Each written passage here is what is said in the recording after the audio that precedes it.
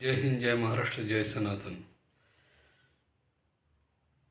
बंधू आणि भगिनींनो, सजीव सृष्टीशी निगडीत 5 अवस्था आहेत. एक जागृती, स्वप्न, स्मृती, सुषुप्ती आणि तुरिया. जागृतीमध्ये दिवसभरामध्ये माणसाने जे काही कर्म केले, अनुभवले, माणूस असो किंवा कुठलाही प्राणी असो, तो जे काही जीवनामध्ये अनुभवतो, कार्य करतो, ते त्याच्या जीवनाशी निगडीत असतात. ते जागृती अवस्थेमध्ये. जसं की आपण पाणी पितो, जेवण करतो किंवा एखादं हार्ड काम करतो, कठीण. जसे की टोपले उचलणे, दगडं उचलणे किंवा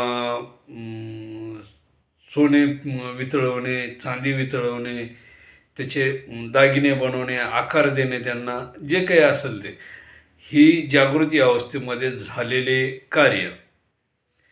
आणि ह्याच कार्याचा भाग माणूस किंवा प्राणी. आता सजीवामध्ये सर्वच प्राणी आले. त्याच्यामध्ये घोडा आहे, गाय आहे, बैल आहे, जे काही प्राणी, कुत्रा वगैरे, हे सुद्धा जागृती अवस्थेमध्ये ज्या काही गोष्टी बघितल्या, केल्या, त्या स्वप्नामध्ये बघू शकतात. परंतु ह्या अवस्थेचा जास्त करून मानवी जीवनाशी सांगड घालण्यात आलेली. आता दुसरी अवस्था जी आहे ती स्वप्न अवस्था. त्या स्वप्नामध्ये माणूस जी काही दिवसभरातील केलेली कार्य आहेत, दगडं उचलणे म्हणा, विटा उचलणे म्हणा, सिमेंट उचलणे म्हणा, किंवा एखाद्या गायीला मारलं, सापाला मारलं, पाल अंगावर पडली वगैरे, ज्या काही गोष्टी आहेत ह्या स्वप्नामधल्या आहे. म्हणजे त्या दिवसभरातल्या झालेल्या क्रिया किंवा ज्या काही गोष्टी असतील त्या स्वप्नामध्ये जाणवतात. आणि याला स्वप्न अवस्था असं म्हटलं जातं. जागृती, स्वप्न, त्याच्यानंतर सुसुप्ती. सुसुप्ती अवस्थेमध्ये काय होतं की माणसाला गाढ झोप लागते. त्यावेळेस त्या ठिकाणी त्याला काही आठवत नाही आणि गाढ निद्रा लागते. परंतु स्मृती अवस्था जी आहे ही या सुसुप्ती आणि स्वप्नामधली अवस्था आहे. दिवसभरामध्ये जे काही कार्य केले वगैरे ते त्या ठिकाणी स्मृती अवस्थेमध्ये आठवतात म्हणजे काय होतं की त्याला त्या ठिकाणी दिवसभराचं जे काही कार्य केलं आपण ते त्याला त्या ठिकाणी आठवतं. किंवा मग तिच्या शरीराचा एका अंगावर जर झोपलेला असेल तर एक भाग ऑटोमॅटिक हालायला लागतो. समजा उजवा किंवा डावा हात आहे तर तो उजवा हात ऑटोमॅटिक बोटं हालायला लागतात अशी, म्हणजे काहीतरी करतोय. किंवा मग ही जी बाहू आहे अशी हलते ऑटोमॅटिक, म्हणजे एक अंग हलतं. ज्या अंगाला जास्त ताण पडला किंवा जास्त श्रम झाले ते अंग ऑटोमॅटिक हालायला लागतं. किंवा मग या स्वप्न अवस्थेमध्ये किंवा स्मृती अवस्थेमध्ये एखादी व्यक्ती हसायला लागते मोठमोठ्याने झोपीतच, किंवा मग रडायला लागते. हे दिवसभराच्या केलेल्या कार्याचं श्रुत आहे. पण सुसुप्ती अवस्थेमध्ये ह्या गोष्टी होत नाहीत. माणूस या ठिकाणी गाढ झोपलेला असतो. परंतु अशा गाढ झोपलेल्या अवस्थेमध्ये सुद्धा स्वप्न पडतात. मग ती वेगवेगळ्या स्वरूपाची पडतात आणि त्याची कारणं ही वेगळी असतात. मग काहीचं शरीर वात, कफ, पित्त असे 3 प्रकाराचं शरीर असतं प्रत्येकाचं. वात, कफ आणि पित्त. आणि त्याच्याबरोबर तुम्ही जे अन्न सेवन करता ते कुठल्या प्रकारचं करता, रजोगुणी, तमोगुणी आणि सत्वगुणी. तुम्ही जो आहार घेता त्या आहारावर सुद्धा तुमचं शरीराची रचना असते. मग बऱ्याच वेळेस एखादी व्यक्ती हवेमध्ये उडताना त्याला भास होतो की आपण हवेमध्ये उडतोय आणि आता आपण खूप उंच उडालेलो आहोत. तर ते वाताचा प्रकार आहे. त्याच्या शरीरामध्ये वात जो असतो, तो वात त्याच्या शरीरामध्ये त्याला ते कार्य करायला लावतो. किंवा कफ असेल तर त्याला असा दाब आल्यासारखा होतो छातीवर, शरीराच्या कुठल्या तरी भागावर कोणीतरी असा दाब दिल्यासारखा होतो. ज्या काही गोष्टी आहेत ह्या त्याला त्याच्या त्या प्रकृतीनुसार, त्याच्या शरीर प्रकृती ज्या प्रकारची आहे त्या प्रकारची. किंवा मग एखादा व्यक्ती मसाल्याचे पदार्थ खात असेल, त्याच्यामुळं सुद्धा त्याला त्रास होऊ शकतो स्वप्नामध्ये, झोपीमध्ये. आणि त्यामुळे बऱ्याचशा वेळेस अशी भीतीदायक स्वप्न पडलेली असतात काहींना. ते घाबरून जातात एकदम. झोपेतून उठून दरदरून असा घाम येतो. त्याची कारणं ही अशाच प्रकारची, जे काही मसाल्याचे पदार्थ वगैरे खाणं वगैरे आहे किंवा तामसी अन्न ज्याला म्हटलं जातं, त्यामुळे त्याला असा त्रास होऊ शकतो. दुसरी गोष्ट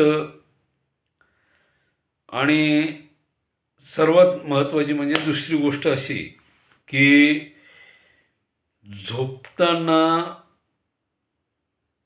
अनावश्यक पाणी जर पिण्यात आलं आणि तशा वेळेस जर समजा लघवी शरीरामध्ये साठवल्या गेली, 1 तासभर किंवा दीड तासभराच्या कालावधीमध्ये लघवी शरीरामध्ये जर साठवल्या गेली, तर पोटावर त्याचा दाब पडतो.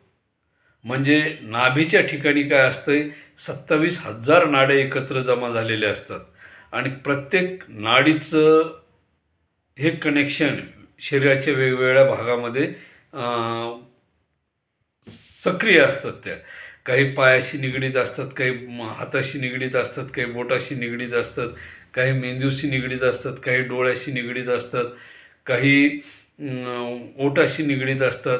म्हणजे हे प्रत्येक नाडीचं वेगवेगळं कार्य असतं.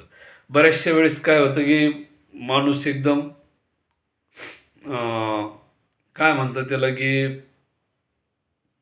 पोट जाम झाल्यानंतर त्याला असे वेगवेगळे स्वप्न पडतात. जसं म्हणजे तो एखाद्या अरण्यामध्ये चालला आहे, दाट झाडी आहे, समोर एक हिंस्त्र पशु आलेला आहे वगैरे वगैरे.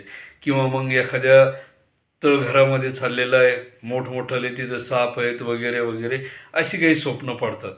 मग ही स्वप्न पडू नये. आता भरपूर वेळेस काय होतं की पूर्वीच्या काळी खणाची घरं असायचे, ज्याला म्हणजे 3x3 3x10चं खण असायचं आणि लाकडी मोठाच्या मोठा एक 1 फुटाचा खांड असायचा. त्याच्या खाली झोपलं की लोक म्हणायचे स्वप्न पडतात. तसं काही म्हणजे छताच्या खाली ज्यावेळेस माणूस झोपतो, तर त्याच्याशी निगडीत जर एखादा भाग खाली आला, तर ते दाब त्याच्या शरीरावर पडतो, हृदयावर पडतो आणि त्यामुळे स्वप्न पडू शकतात. अशी वैज्ञानिक कारणं आहेत. जसं आपण आजच्या स्लॅबच्या घरामध्ये सज्जाखाली जर झोपलं घरातील, तर त्या ठिकाणी त्या सज्जाचा दाब शरीरावर येऊन त्या ठिकाणी स्वप्न पडू शकतात. असे वैज्ञानिक कारणं आहेत. परंतु सगळ्यात वैज्ञानिक कारण म्हणजे आपल्या शरीरात साठवलेली लघवी किंवा मलमूत्र हे दोन्ही जरी साठवले तरी स्वप्न पडतात. त्याच्यामध्ये मग प्रत्येक नाडीचं वेगवेगळं प्रकार असतो. हृदयाकडे जाणारी, डोळ्याकडे जाणारी, नाकाकडे जाणारी, तोंडाकडे जाणारी. बऱ्याच वेळेस काही जण झोपीमध्येच चावायला सुरुवात करतात, आव आव आव आव. म्हणजे ते काय होतं की ह्या क्रिया नैसर्गिक होतात. जर समजा व्यवस्थित जेवण नसेल झालं, पोटभर जेवण नसेल झालं, तर रात्री झोपीमध्ये किंवा दिवसा झोपीमध्ये ती व्यक्ती चावायला सुरुवात करते. ते ऑटोमॅटिक तोंड हलायला लागतं किंवा मग ऑटोमॅटिक शरीराचा एखादा भाग हलायला लागतो किंवा मग भीतीदायक एखादं स्वप्न जर पडलं, तर तशा वेळेस ती व्यक्ती ओरडून, घाबरून, मोठ्याने ओरडून काय करते की मला काहीतरी दिसलंय, असा भास व्यक्त होतो त्या व्यक्तीला आणि एखादा मोठा साप असेल, वाघ असेल, सिंह असेल, जे काय असेल प्राणी वगैरे, किंवा एखादा अकराळ विक्राळ व्यक्ती, शिंग वगैरे काय असेल ते, म्हणजे या अशा प्रकारच्या स्वप्नामध्ये बऱ्याचशा गोष्टी दिसतात. ते फक्त मलमूत्र व्यवस्थितरित्या विसर्जन न झाल्यामुळे किंवा खूप थकल्यामुळे स्वप्न पडू शकतात. आणि चौथी अवस्था आहे तुरीय अवस्था. या अवस्थेमध्ये मनुष्य, प्राण्यामध्ये तर नाही आहे, पण मनुष्य या 5व्या अवस्थेमध्ये ब्रह्मांडाशी विलीन असलेल्या आत्मज्ञानाशी निगडीत तो त्या ठिकाणी त्या अवस्थेमध्ये जाऊ शकतो आणि त्याला तुरीय अवस्था असं म्हटलं जातं. म्हणजे भारतीय संस्कृत ग्रंथ वगैरे जे काही असतील, वेद वगैरे, त्याच्यामध्ये ह्या अवस्था सांगितलेल्या आहेत: जागृती, स्मृती, स्वप्न, सुसुप्ती आणि तुरीय. तर ह्या 5ही अवस्था ह्या वेगवेगळ्या स्वरूपाच्या आहेत, परंतु प्रत्येक अवस्थेमध्ये तुम्ही काय कार्य केलं आहे त्याच्यावर अवलंबून आहे. आणि दुसरी गोष्ट, तुम्ही व्यवस्थितरित्या मलमूत्र विसर्जन नाही केलं किंवा बेड टाईम जेवण केलं आणि ते पचनाला, आता महत्त्वाचा मुद्दा काय येतो की जेवण आणि झोप, रात्रीचं जेवण आणि झोप हे महत्त्वाचं. म्हणजे याच्यामध्ये 2 तासाचं अंतर असायला पाहिजे. काय असतं याच्यामध्ये 2 तासाचं अंतर असायला पाहिजे, कारण जेवण झाल्यानंतर 2 तासाचा जर वेळ दिला तर ते अन्न व्यवस्थितरित्या पचन होतं. नाहीतर मग ते अन्न सडायला लागतं, त्याचा वास सुटतो आणि शरीरातून दुर्गंधी बाहेर येते. कधी मग ते तोंडावाटे बाहेर फेकल्या जाते किंवा मग कधी गुहद्वारामधून ती बाहेर फेकल्या जाते. आणि त्यामुळे काय होतं की माणसाला गॅस वगैरे, अपचन, आणि त्यामुळे काय होतं की अनिद्रा, अनेक असे आजार उद्भवतात. मग त्याची कारणं शरीरावर विपरीत परिणाम होतो. पूर्वीच्या काळामध्ये आयुर्वेदामध्ये किंवा आपले पूर्वीचे लोक सनातन संस्कृतीमध्ये जेवणाचा वेळ सायंकाळी 6:30च्या नंतर 7 ते 6:30, आणि जैन धर्मीयामध्ये संध्याकाळी 4:30 ते 6च्या दरम्यान, म्हणजे दिवस असताच त्यांना जेवणाचा नियम असा प्रतिबंधित करण्यात आलेला होता. आजही बरेचसे जैन बांधव जे आहेत ते दिवस अस्ताला जाण्या अगोदर, म्हणजे अंधार पडण्या अगोदरच जेवण करतात आणि त्यामुळे त्यांची शरीर प्रकृती ही व्यवस्थितरित्या आहे आणि त्यांना कुठलेही आजार होत नाहीत. आता जेवणाच्या वेगवेगळ्या पद्धती बदललेल्या आहेत. ते फास्ट फूड वगैरे काय जे काय असन साहित्य ते आल्यामुळे जेवणामध्ये त्यांच्याही बदल झालेला आहे. त्यामुळे साहजिक आहे आजार निर्माण होणं. बाकीच्या गोष्टी वेगवेगळ्या प्रकारच्या आहेत, परंतु हे जे काही आपल्याला आजार वगैरे किंवा जे स्वप्नदोष वगैरे जे काही घटना घडतात, ह्या केवळ आपल्या जीवनशैलीमुळे, आपण जी जीवन पद्धती जगतो, जेवणाच्या वेळा, सकाळचा नाश्त्याचा वेळ, दुपारचा जेवणाचा वेळ, त्याच्यानंतर रात्रीचा जेवणाचा वेळ, आणि त्यामुळे काय होतं की हे त्रास होतात. तर पूर्वीच्या आपल्या पूर्वजांनी आयुर्वेदामध्ये, हिंदू संस्कृतीमध्ये जेवणाचा टायमिंग प्रत्येक वेळेस शिस्तबद्ध पद्धतीनं दिलेलं आहे. 2च वेळेस जेवणाचं महत्त्व सांगितलेलं आहे. मग तुम्ही दिवसभरातून केव्हाही 2 वेळेस जेवा, हरकत नाही, परंतु बेड टाईम जेवल्याने किंवा सारखं जेवण करत राहिल्याने अनेक आजारांना आमंत्रण दिलं जातं. कुठली एखादी मशीन घ्या, त्या मशीनला जर तुम्ही कंटिन्यू चालवत जर राहाल तर तिचे पार्ट घासले जातात, तिचे जे बेरिंग वगैरे जे काही गिअर असतात ते घासले जातात आणि त्याला वेळोवेळी ग्रीसिंग, ऑइलिंग वगैरे जर नाही केली तर ते त्यातले बेरिंगमधले छर्रे, गिअरमधले दातं घासल्या जातात आणि ते निकामी होतं. तसंच शरीराला आवश्यक असणाऱ्या गोष्टी आपण वेळच्या वेळी जर नाही दिल्या तर शरीरसुद्धा निकामी होतं. अनेक आजारांना आपण त्या ठिकाणी आव्हान देतो. तर ह्या 5 अवस्था ज्या आहेत, हे मानवी जीवनाची जीवनशैली बदलली की ह्या 5 अवस्थासुद्धा बदलतात. म्हणजे जागृती बदलते, म्हणजे माणसाचं जागण्याची वेळसुद्धा बदलते, स्वप्नाची वेळ बदलते, सुसुप्तीची वेळ बदलते, स्मृतीची वेळ बदलते आणि तुर्याची वेळ बदलते. म्हणजे सर्व काही माणूस आपल्या हाताने अ, अविकसितपणे त्या गोष्टी घडवून आणतो. पूर्वीच्या काळामध्ये जे आपले लोक 100 वर्षे, 200 वर्ष किंवा काही साधू संत आजही 700 वर्ष, 1000 वर्ष जगल्याचा उल्लेख आपण न्यूज चॅनलवर, यूट्यूबवर बघतो. त्याची कारणं हीच आहेत आणि ते नियमबद्ध जीवन आपण न जगत असल्यामुळे आपल्याला वेगवेगळ्या समस्यांना सामोरे जावं लागत आहे. जय हिंद, जय महाराष्ट्र. नियमबद्ध जीवन जगण्याचा प्रयत्न करा.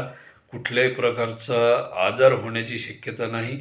माझ्याकडून ज्या काही चुका झाल्यात त्या मला आज त्रासदायक होत आहेत. सध्याच्या परिस्थितीमध्ये मी व्याधीने व्यक्त आहे, परंतु तरी प्रयत्न करतो की होईल तिथपर्यंत ते कव्हर करण्याचा. आणि तुम्ही व्यवस्थित जीवन जगा, जीवनशैली व्यवस्थित प्रकारे जीवन जगा आणि ह्या 5ही अवस्थांचा व्यवस्थितरित्या फायदा घ्या. जय हिंद.